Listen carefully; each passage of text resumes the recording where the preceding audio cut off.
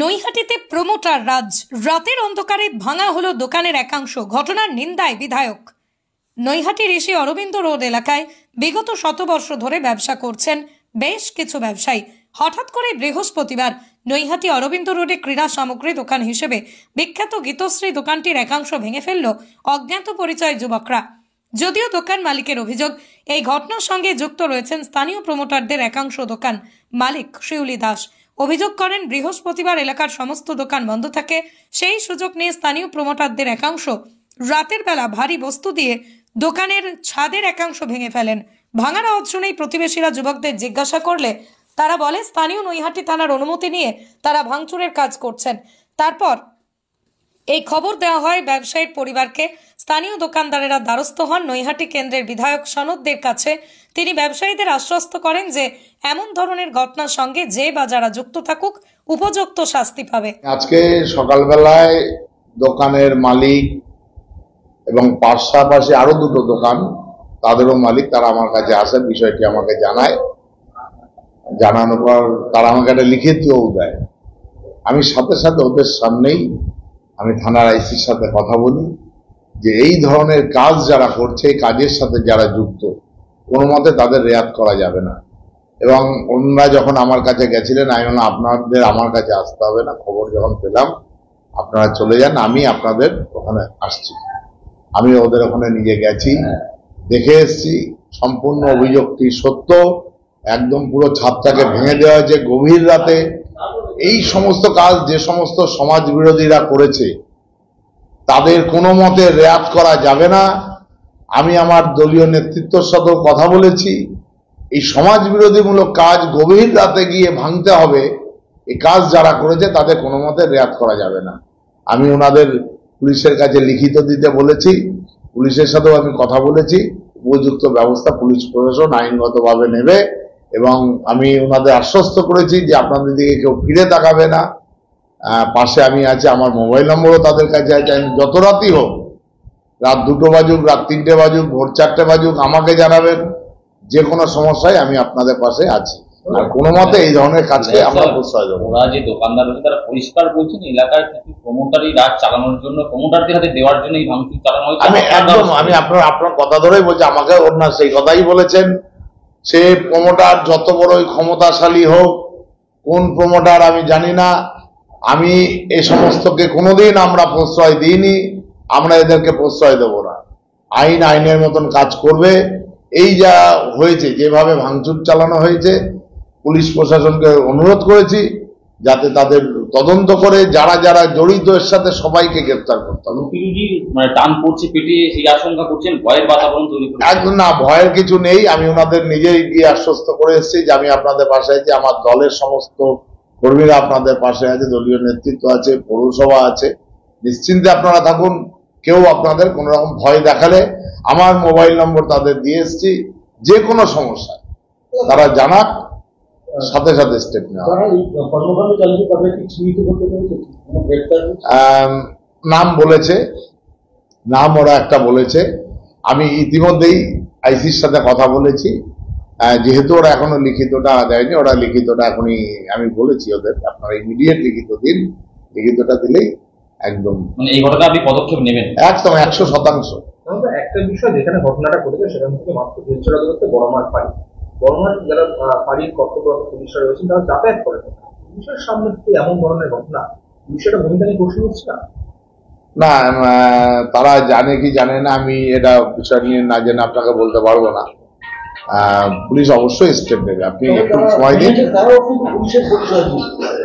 যারা ভেঙেছে না, আমার কাছে যে ভিডিও দিয়েছে সে ভিডিওতে আমি পুলিশ দেখলাম তো লেবার, মানে তারা শ্রমিক, হাতে ছিল আপনার কি বলে হাম্বুর, বড় হাম্বুর ছিল, শাবল ছিল, আমি দেখেছি। সে সমস্ত দিয়েই ভাঙা হয়েছে। তবে পুলিশ পরিচয় দিয়ে ভেঙেছে সেটা তারা বলতে পারবে যারা স্পটে ছিল। আমি তো স্পটে ছিলাম না, সেটা আমি না জেনে আপনাকে বলতে পারবো। রাজনৈতিক কোনো মদতে কি প্রমোটার? না, এর সাথে রাজনীতির কোনো সম্পর্ক নেই। এর সাথে রাজনীতির একটা কোনো দুষ্টু চক্র থাকতে পারে, রাজনীতির কোনো সম্পর্ক নেই। এটা তো খুবই বাজে। এটা তো আমাদেরই দোকান না, ভেঙে দিলে আমাদের রুজি রোজগার চলবে কি করে? রাত্রে এসে ভেঙে দিচ্ছে, আবার হয়তো কোন দিন না ভেঙে দেয়। যাই হোক, আমাদের এমএলএ সাহেবের সাথে কথা হয়েছে, উনি বিষয়টা বললো সব উনি দেখে নিচ্ছে।